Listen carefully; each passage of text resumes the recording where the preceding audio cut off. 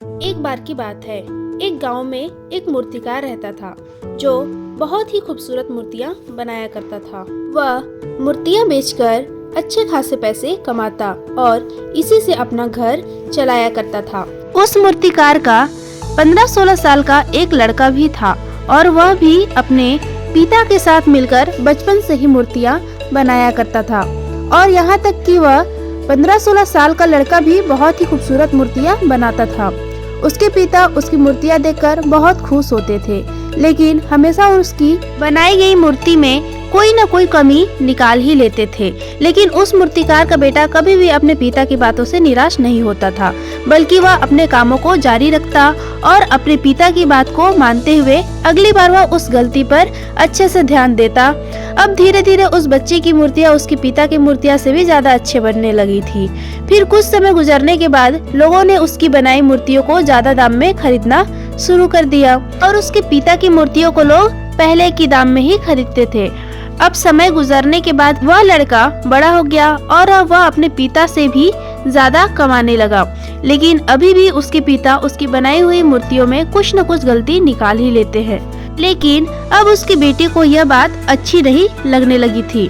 तो एक दिन जब उसके पिता उसकी बनाई हुई मूर्ति में उसे गलती बता रहे थे, तभी लड़के ने गुस्से में आकर पिता से कहा कि आप मेरी बनाई हुई मूर्तियों में कमियां निकालते हैं, जैसे कि आप मुझसे भी अच्छा मूर्तिकार हैं। आपको पता है न कि मेरी बनाई हुई मूर्तियाँ आपकी मूर्तियों से कई ज्यादा दाम में बिकती है। इसका मतलब यह है कि मैं अब से बेहतर और अच्छा मूर्तिकार हूँ और अब मुझे लगता है कि मुझे एडवाइस की कोई जरूरत नहीं है, मेरी मूर्तियाँ परफेक्ट होती हैं। उस दिन के बाद से उसके पिता ने उसे एडवाइस देना छोड़ दिया और अब वह बेटे के काम में कोई भी गलती और कमी नहीं निकालते थे। कुछ दिनों तक लड़का अपनी मूर्तियाँ खुशी से बनाता रहा, लेकिन फिर कुछ समय बीतने के बाद उसे रियलाइज हुआ कि लोग अब उसके काम की इतनी तारीफ नहीं कर रहे हैं जितनी पहले करते थे, और इसी वजह से उसकी मूर्तियों की कीमत भी गिरने लगी थी। लड़के को इस बात की वजह समझ नहीं आई, उसे अपनी बनाई गई मूर्तियों में कोई भी कमी नजर नहीं आ रही थी, जिसे सुधार कर वह फिर से अपनी मूर्तियों के दाम को उठा सके। अब वह इस बात से बहुत परेशान हो गया और एक दिन वह अपने पिता के पास गया और उन्हें अपने प्रॉब्लम बताने लगा। पिता ने उसकी पूरी बात सुनी और उसे कहा, मुझे पता था कि एक दिन यह तुम्हारे साथ जरूर होगा। यह सुनने के बाद बेटा हैरान हो गया और उसने कहा, क्या आपको पता था कि होने वाला है? पिता ने हाँ में सर हिलाया और कहा, क्योंकि यह मेरे साथ भी बहुत साल पहले हो चुका है। तभी लड़के ने कहा, फिर आपने मुझे यह चीज क्यों नहीं बताई? पिता ने कहा, क्योंकि उस समय तुम समझना नहीं चाहते थे। मुझे पता है कि मैं तुम्हारी जितनी खूबसूरत मूर्ति नहीं बना सकता हूँ, इसलिए मैं हमेशा यह कोशिश करता था कि मैं एक टीचर की तरह तुम्हारी बनाई गई मूर्तियों में कमी निकालूं, क्योंकि जो काम हम खुद करते हैं उस काम में हम कभी भी कोई गलती नहीं निकाल सकते हैं, क्योंकि हम सब अपने काम को पसंद करते हैं और सबसे अच्छा समझते हैं।